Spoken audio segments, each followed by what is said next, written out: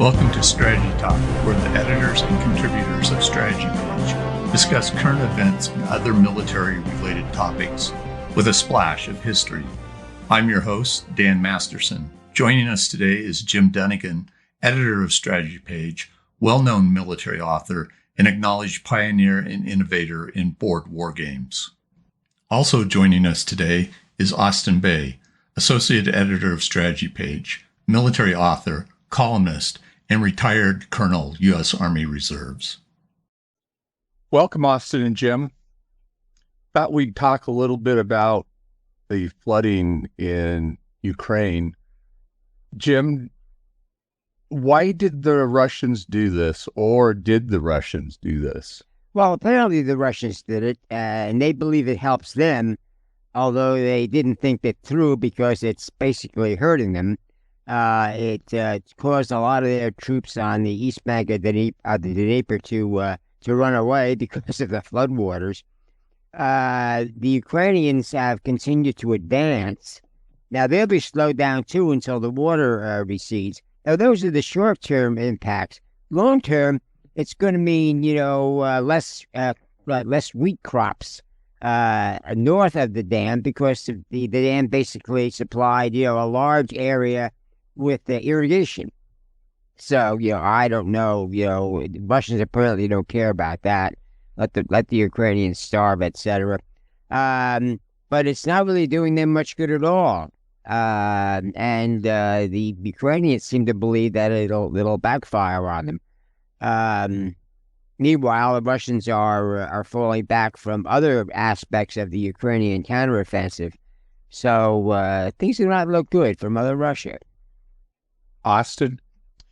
Well, look, I prefer to talk about this as an attempt to shape battle space, to use the jargon. In other words, trying to restrict terrain, shape the battle, force your enemy into concentrating in areas that you can attack, ambush, and the like. And that's the whole idea about engineers on the battlefield, at least engineers when they're putting up minefields, putting up barriers.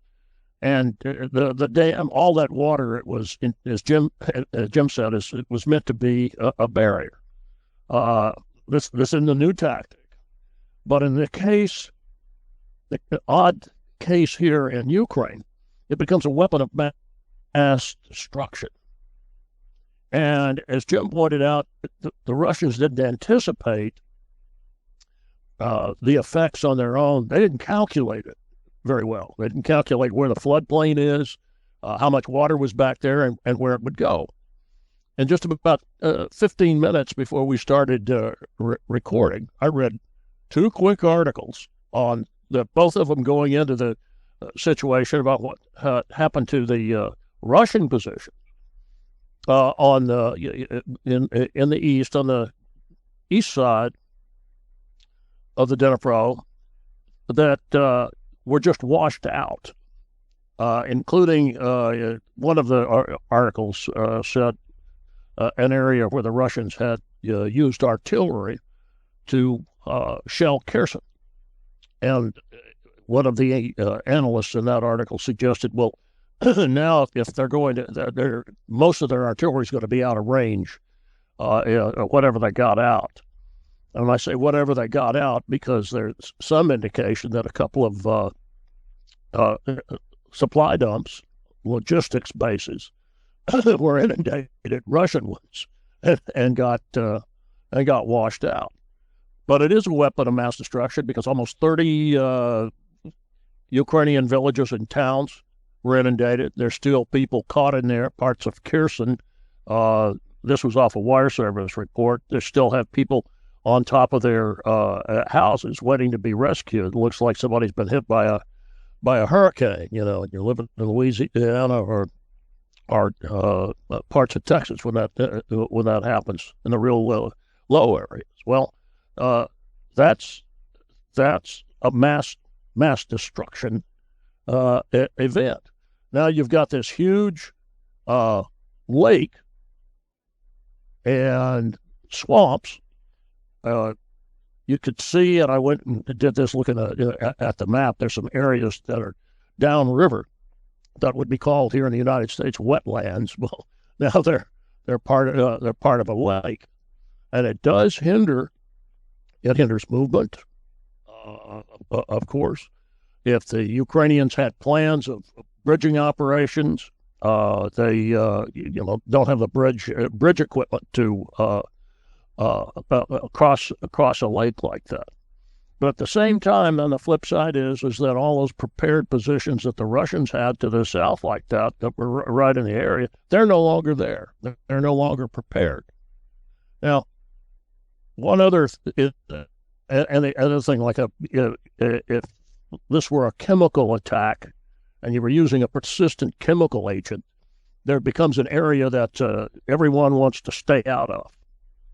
And now this big lake, this inundated area, is somewhat equivalent to a place that has been covered. I mean, the thing is, with a persistent chemical agent, there you can still move vehicles through if they've got positive pressure, and they can keep the crews safe. You can't move, really can't move personnel through them. So that it's a rough analogy, but nevertheless, it's an area everybody has to stay out of.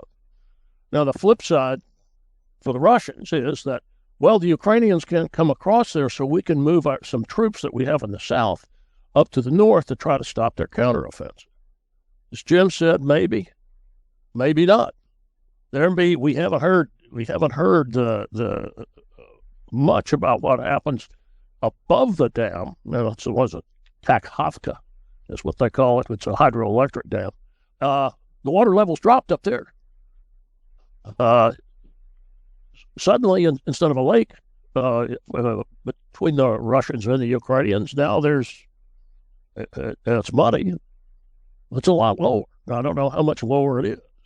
So that actually opens up what is likely an undefended sector, or limited defense, an economy of force sector. The Ukrainians have the mobility to, well, do they? I think they do have the mobility to exploit that. Again, if it's exploitable. One other thing that I noted, and Jim will probably get a laugh out of this, the Sultan, Turkey's President Recep Tayyip Erdogan has jumped on the dam destruction, and he's offered himself as a mediator and also to head an investigation or to promote an investigation of what caused the dam to blow up. He just jumped on that. It's gotten him some headlines. So, Erdo, Jim, is interested in the dam. Erdo was interested in Erdo. Yeah, the other problem is the Russians had built elaborate defenses in the south, and a lot of these were swept away. In fact, the mines were unearthed, fortifications were collapsed, and a lot of those mines actually exploded because of the force of the water. But, they're basically not underground anymore. They're a lot easier to clear. But as Austin points out, it's muddy now, but that'll dry out. The warm weather is coming. And I think, a longer term, short term, it's slowing everybody down, but that'll quickly change. The water level is going to go out down south, and all of a sudden, the tactical situation is quite different. And I think the Ukrainians will maintain their advantage, and they'll probably exploit it faster than the Russians will. The Russians have been, notorious for being slow to adapt. Of course, that's an old Soviet tradition, which they apparently inherited and can't shake. So it's basically a question of who's going to more rapidly adapt to the new battlefield terrain and take advantage of it. And my money is on the Ukrainians. They're already on the offensive. The Russians are on the defensive. The Russians, if they move troops, any place else, like to the north, it won't help them that much because they're basically fighting a defensive battle up there. They can't get much offensive operation going. The the heavy losses they took at the Bakhmut battlefield is basically causing problems with mobilizing more Russian soldiers. You know, the Putin enacted new laws, making it basically almost impossible for Russians of military age to leave the country. But they can find other ways to get out. He basically changed the mobilization notice law where they can send it electronically, an email, and that counts rather than having the guy show up. Now, if the guy never gets the email or he just ignores it, what are they going to do? So, the Russians, as usual, have themselves a larger mess than they had before. And the Ukrainians are going to take advantage of it. Now, whether or not this is going to, end the war remains to be seen. If the Ukrainians can cut off Crimea Peninsula, which they appear to be ready to do. In fact, they've been getting closer with the HIMARS missiles, and they've been using UAVs with explosives to attack targets in Crimea. They're continuing to attack, and the Russian defenses are basically less impressive than they were, 2 days ago when that dam blew. The Russians had more, access to the dam, and they had, and they more or less took credit for the breach. But now they're probably regretting that because, like so many of their moves, like invading Ukraine in the first place, have backfired. So, Austin, how long is it before somebody solves the Russian problem with a 45-cent 9mm bullet? Dan, the first column I wrote after the Putin chose conventional war in late February of last year, 2022, dealt with a 9mm solution. Because this is something that he has promoted. Oh, yeah, he's got followers, but he's the guy who fed the political and mental poison of the new greater Russia. And, recovering the Rubik, as I talk about, Russia, Ukraine, Belarus, Kazakhstan, and that's the components of a superpower, or certainly a great power. Somebody in the oligarchy, in the military, in his own security detachment, dispatching him as a commenter on the column. There must have been 300 or 400, but there's only one I remember reading. And it was a guy said, Colonel Bay, we used to call these 9mm brain hemorrhages. Is what he said. That was an online comment I saw on the Instapundit blog. But we don't know, Dan. We know his security is extremely tight. We know he's paranoid. He's been paranoid all along, both in megalomaniacal paranoia and fear, concern for his own safety. And his special operation was a total failure. People of Russia know it. When does it happen?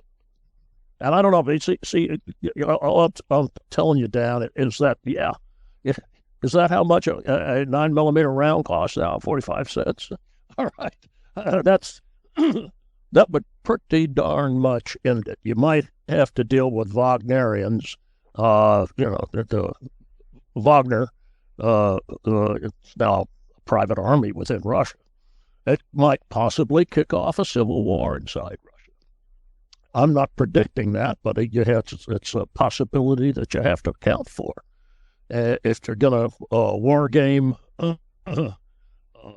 Russia after Putin or after the assassination of Putin, you'd have to consider how Russian fragmentation. You might have to consider that anyway if Russia withdraws from Ukraine. I don't I don't see that. I see if you could end it and accommodate most of Ukraine's claims. I said most.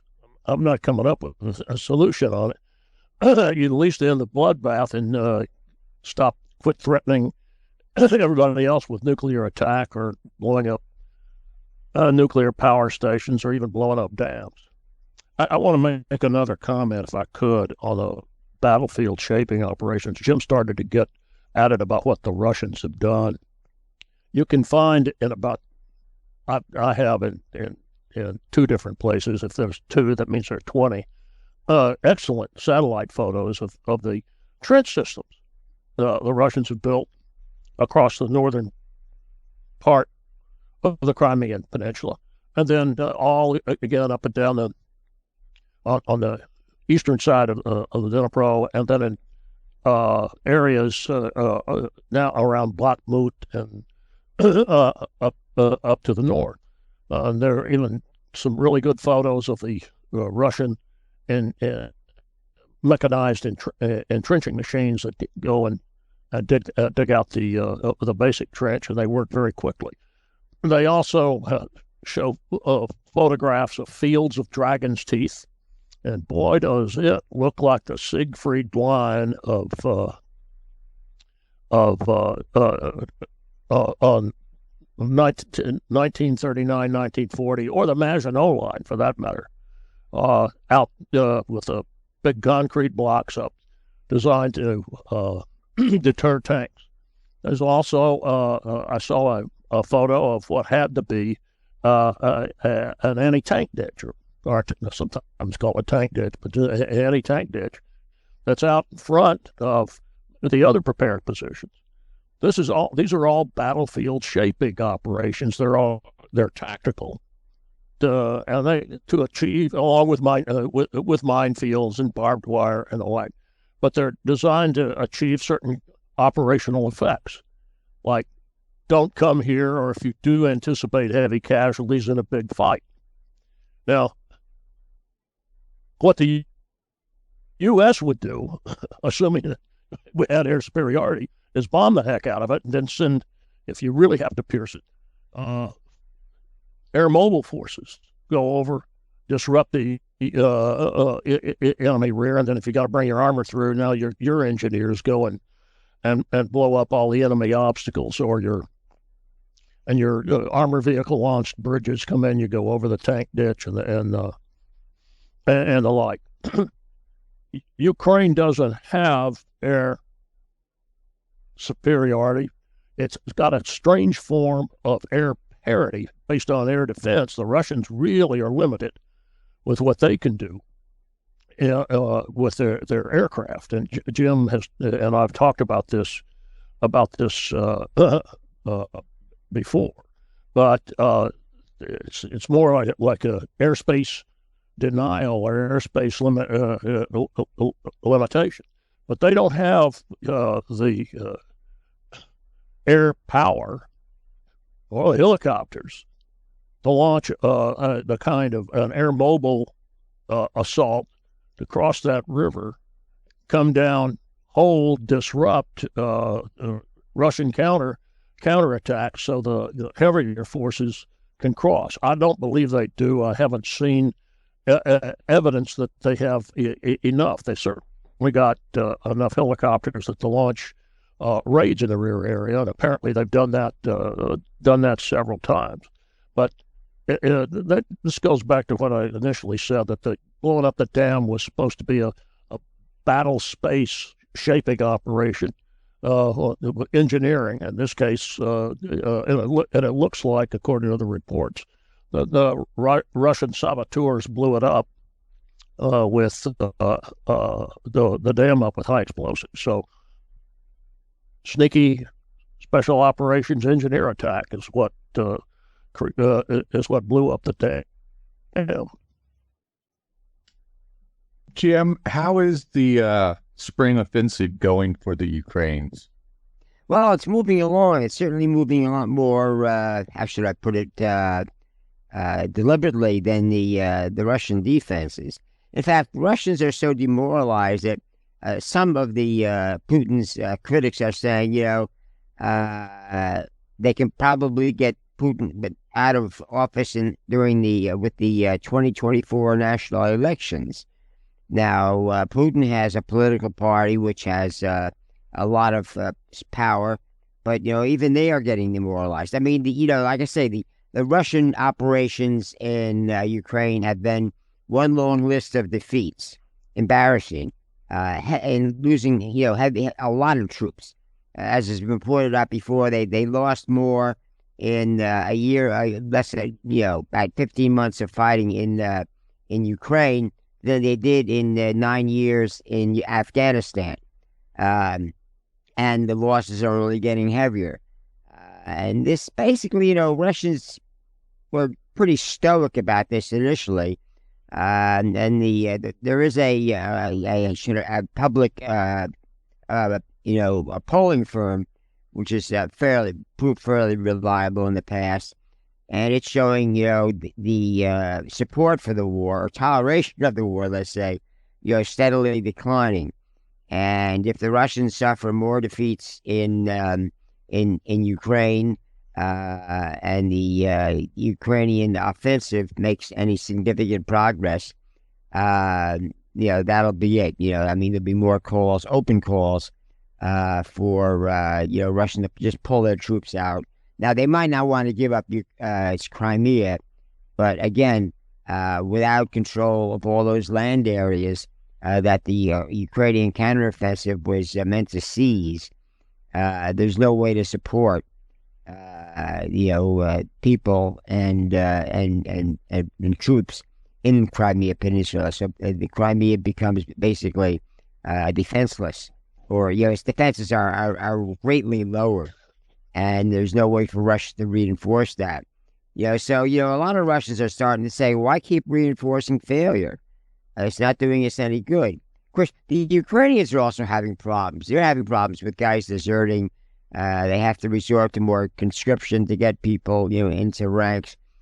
So they are also suffering, fatigue, battle fatigue, over the long war, but not nearly as badly as the Russians. I mean, these days, and for several months now, Russian, conscripts or, any kind of Russian troops that are mobilized, they don't want to go to Ukraine. I mean, it's a death sentence. They know, a lot of Russians know somebody who did go there, and he never was heard from again, or his body was shipped back. And this is the sort of thing that caused a lot of public uproar in Russia over the Afghanistan operation. They kept losing more and more troops, and they weren't making any progress. So it's a proven recipe in Russia for losing a war, despite there being an authoritarian government, which Putin has certainly sought to achieve, and that's not very popular either. I mean, the Russians have enjoyed their relative independence, since the 1990s. And in the last 20 years, Putin's basically tried to restore, the Soviet state. And that is not really very popular, especially with all the economic problems brought on not just by the sanctions, but by the way, Putin is nationalizing a lot of companies. That's what mismanagement of state control of companies is one of the reasons why the Soviet Union collapsed in the first place. So it's the same story all over again. Well, we'll wrap it up there. We'll be continuing to follow the saga as it goes. We'll talk to you gentlemen next time. Take care. Bye.